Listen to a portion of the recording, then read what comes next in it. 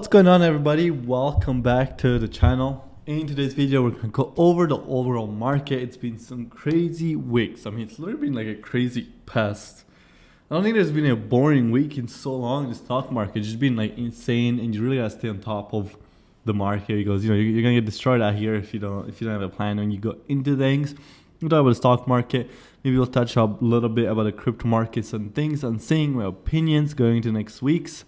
And yeah, if you like this video, if you learn more about the stock market, if you want to educate yourself, people always ask me, hey Antonio, how should I educate myself? Subscribe to the channel, watch all the videos, take notes, practice your technical analysis, and that's how you're gonna get better. That's it.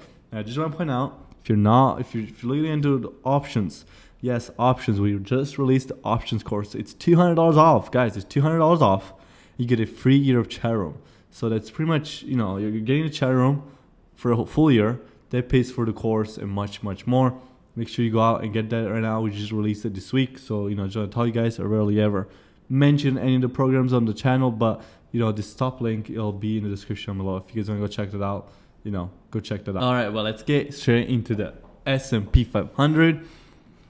Just a monster rally this week, right? This past pretty much 1, 2, 3, 4, 5, 6, 7, 8, 9 days. So we just one down day right here, 443, which quickly was reversed, and we're really carrying down to a pretty strong and significant resistance here. We're coming at this bottom here, which was a support line of when the interest rates were zero, and we had this pretty massive gap up here. We've just been bouncing on it until we finally broke below it. And we're coming out to test it, and also we got a really strong, important MA100, which is like pointing down. Let me adjust that a little bit. It's somewhere right around there. But we got both the MA100 and this resistance level, and really both line up around 453. Really need to get over maybe 455 to be really strong. And it's the point I'm looking at potentially to short this week, right? We'll see how Mondays, you'll see how the futures are and everything, but even if you get past that, you have this strong double top here that played out. So this whole pretty much area here from 454 to 458, this $4 level here will be very strong. And this, if we get both above this, I don't see much then in the path, or heading towards the all-time high levels. I'm predicting here we'll see some kind of sell-off. Not saying making new lows over here to 410 and 400, but definitely we should see some kind of resistance up there, I would assume. Also, another thing that's been very shady with me, if you look at this volume, look at from this rally, when the rally began, this volume is just being, been heading down. Down here, it's really been some lower volume if you compare to when the dips are, right? Like if you see these dips here, throughout the dip, you see a increasing volume, and then once it bottoms out here and you kind of have this pushback up, you start seeing some lower volume again, and now again we create this dip here. We see this volume kind of perk up a little bit, and then kind of flying out this whole time, and now that we've been going higher, has been some lower volume, which could indicate that they might try to sell this off sooner rather than later. But that's what I'm looking at. Really getting over the MA100 would be a real big deal. We define support on this purple line. That's a rebounce, which is the MA200. And this has been a really strong area of bouncing. We do have, if we go look at the TYX, the 30-year bond, that's been really ripping lately. And we have spoken about the 30-year ripping. We talked about it's been breaking out. It was going to break out. And we predicted this about 2 weeks ago, and we're still around the low twos here. Now we're in the mid to high twos, 260s. We had this massive cup and handle retest of this 2.3 level, and then it bounced up to really around this resistance now that we're at right now, which would be that 2.64. And above this can really see 2.8. And usually when the Treasury bond yields, the 10-year, the 30-year are ripping, the stock market doesn't really like that a lot. If we go to the TNX again, another one that we expected is bounce here, and we've been just ripping ever since at 2.4. If we zoom out to the monthly chart, we can see that and let's fix this and let me fix the log 1 second. I gotta click on the log to make it make sense. And we've been predicting this, that the 10-year was gonna rally up to this resistance 2.5, which we have now, which has been this massive downtrend. And here we should see some kind of rejection to push it back down, in the longer term. Of course, we're on the monthly chart here. But if we do break out of this, could get really dangerous. But right now, we're at the top of this resistance. I expect us to cool off on the TNX, which is a 10-year treasury note. It's been this long-term resistance since pretty much this long-term channel, downtrending channel, since the 80s. And be pretty amazed if it actually does finally break two. And maybe heads for the high threes. We predicted this. We knew it was gonna go up here. I do expect it to sell off. But what's been kind of concerning, not concerning, but usually we see that the S&P one, even more than the S&P 500, if we even just go to tech, IWM, if we zoom more in on the daily time frame, usually you find out that when the 10-year and the 30 years are ripping, as we've been seeing lately, the tech starts going down. So you have this negative correlation. Tech goes down, yields go up. It's been different actually. It's been lately, this past 2 weeks, it's been both going up. And if you really want to add, the gold and oil did good. I know this past week, so all three have been going up. Which is usually uncommon, and it should raise some concerns on why this is happening. Usually this happens before we have a major sell-off. Doesn't mean we have to, but it's usually how it happens. If you're talking about gold, if you follow our plan on gold, we kind of nailed this. We nailed this pretty spot on. We predicted a breakout. We talked about the breakout for a real long time. We predicted it. We entered positions right before the breakout and during the breakout, which, we should all be on the same page with that. Dipped back to this level that we had drawn out, loaded up again. It's pushing again. I had some XME calls, which I think I sold a little too soon, a little too prematurely. But I think gold is looking for its next leg up, for the first target being this gap here to fill. And really the next target for me is this 200 mark. This 199,200. If we look at the chart, there's not much here to push it. Again, this looks like a corrective wave here to 175, which was predictable and to be expected when it rallied so hard. Now, got time to cool off, and we could have this nice push up. I don't think it'll be as parabolic as this first leg up here, but I definitely think it'll be kind of what we're looking at, and then maybe break out and retest this 190 level, and kind of keep pushing higher. That's kind of what I'm expecting with gold right now, being in this new wave up. This is really what I'm looking at with gold. A lot of people ask me about gold. I think it's a pretty good spot to get in some longer term calls. It's looking pretty good. Let's look at the oil, U.S. oil. Similar to gold, I'm really feeling the same way with gold. I have some OIH calls, which I may have sold a little too soon yet. But retested this 90 breakout here on this wedge. And now it's kind of like, again, pushing up. And same thing with gold and oil. I do expect both to start grinding up rather than being parabolic the way they did. And you don't want to see energy this high, of course. If you're trading, you never want to see gold and oil being around these 2008 levels. If you zoom out a little bit on the weekly chart, we can see that we really don't want to pass this $100 mark, $110 mark. It's usually never good because it's followed by a big sell-off, which we might see. We might see a sell-off pretty soon. That's kind of what I'm predicting right now. The S&P 500, like I said, it's had a pretty strong rally. A massive rally this past 2 weeks, really. This past 9 days, if you look at it, it doesn't seem like you want to cool off. Look how huge this rally has been. And it could be the case that it keeps going, but my personal guess is that we'll see some kind of selling off. This double top here will be hard to break through. This whole area will be difficult. The higher chance for me is that we push down to 400. A lot of people have been asking me if I'm back to being bullish.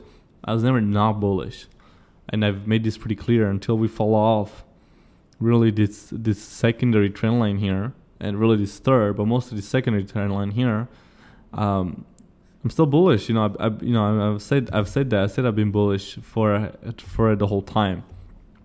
But it's kind of what I'm looking for. I don't think we'll see all-time high in the near future. I think we're more likely to have another leg down, maybe fill this gap at 400, and then have a strong rally up. I still do stand by my prediction that the 500 will be really around the top, the $500 mark or so, before we have like a real bear market. And I do want some credit, because I did predict that the bottom will most likely going to be on the Fed news day, which was pretty accurate to being the bottom. We were off. We thought the bottom would be at 400 on the Fed news day and then melt up. Regardless, I did think on the Fed day it would be probably bullish as long as it didn't announce any 0.50 interest rates increase, which they didn't, and increase to 0.25, which we had talked about. We had posted about it on the Instagram channel as well. So everybody should be aware that it was going to be bullish, and we've been bullish ever since. But if we get past this resistance, then yes, I will probably lean more towards push towards all-time high. The volume and other indicators are probably showing that we might see a sell-off pretty soon. Regardless, it doesn't really matter. I'll be honest with you guys, it doesn't really matter. Trade the charts, trade what you're looking at. We did break this downtrend here, and if you go look, it kind of was forming a bit of a rising wedge with the apex of being 400, but it did form a bit of a rising wedge. Now it's a little bit breaking out. We'll see how it reacts. This week will be a really, really important week to show. It could be an inside week, could be a down week, could be a breakout week. Let's see how that's going to play out. But it's looked bullish so far. It's looked bullish. So I'm leaning more towards bearish. It's usually how it goes. When you have a strong week green, quickly you might have the next one red and green and red. Right, that's kind of how it goes. But when a lot of people are leaning bullish, I tend to lean bearish. And it's just kind of how I am. I also want to talk about some indicators that were predicted in 2008 financial crisis that are kind of showing right now. And really, I'm going to show you guys this chart. At the bottom here, we have the S&P 500 on the monthly time frame. On the top, we have the 10-year treasury against the 2-year treasury. So this is the rate that shows the 10-year versus the 2-year. And, it shows difference between them. And when we see that these treasuries get near the inverting each other, going to zero or negative numbers, tends to be indicating market top. And we saw that, July, June and August 2019. If we go back here, June and August 2019, a couple months later, we had the 2020 crash. Here, around January to December, really, or 27, quickly that was the top, and then going to 2008 market crash, right? So when this get near zero, that shows the market top. Doesn't show the market bottom. So when this is the bottom, market top, right? So that means it shows the top, and then leads it to crash. So they show it before it happens. Again, June, May, April of 1999 and 2000. If you look at 2000 right here, followed by the 2000 bubble, and took 7 years to get the double top here, and then another not until 2013. So from 2013, we didn't see a new all-time high in the 156 mark. So that is, when this gets lower, it's definitely going to be a cause of concern. So we just gotta understand the indicators, and we gotta take all possibilities into account. Now let's go back and let's take a quick look at the VIX. Talk about the VIX, the volatility and S&P 500. How's the volatility doing? Let's get away from the weekly. Let's go back to the daily time frame real quick, and let's zoom out a little bit. So we see that we're not up in the zone above the 28s and 30s, which is definitely nice to not be up there, but we're still above 20, right? We're still holding it for now, at least this 2080, and it's right around this 200 in May, which is a strong support level. The 50 wasn't too much, didn't do too much. The 100 we got a little bounce on, but now we're on the key support on 200. We've previously had pulled back to a 17 here, and then pushed up, and then we found some support here in the 20, and then pushed up. So volatility still, if you go here, we're still making higher lows. The volatility, if we drew it, it's on a uptrend still, right? And then we go here, you draw this up here, somewhat like this. Keep in mind it's the VIX, right? So it's always going to be a little shaky. But if you look at the trend, the trend is still an uptrend. You know, you have this low here, makes a high, higher low, higher high, higher low. Not quite a higher high. We saw a bit of a double top here on this key resistance area. Now we're coming down, and as long as we don't go below 20, we keep this 20, we don't go below this 1990 really, to be exact. If we get a bounce, we're in the support. Charts are looking like extended. More than likely, it's gonna be, you know, heading up, and volatility is still trending. Like, you know, maybe we break below 20 and it's looking much better. But right now, we're still trending up. And it's, remember, guys, it's not about being right or being wrong. It's just understanding the market conditions you're in and take advantage of those market conditions and be aware of those market conditions. Use the proper risk management, use the proper risk rewards, and it's not about being right or wrong. You know, maybe you want to be right or wrong, make the right calls and make money, and that's all. Like, you know, sure, you gotta be right to make money, but it's also about understanding which direction we're gonna go and which one is the more likely scenario, even if you know, make your best educated guess. And you know, that's why I'm here explaining to you guys. Right now, I am expecting pullback. You know, maybe the pullback is just to retest the breakout level, but it's still going to be a much expected and really needed pullback. You can't just keep going higher, or it's going to happen something like you saw in the oil. You saw this huge red after this parabolic run up that, you know, raced about, like, you know, 5 candles straight worth of days and came all the way down to 90. And you don't really like to see that. You like to have a nice healthy uptrend if you want to have an uptrend with the S&P 500.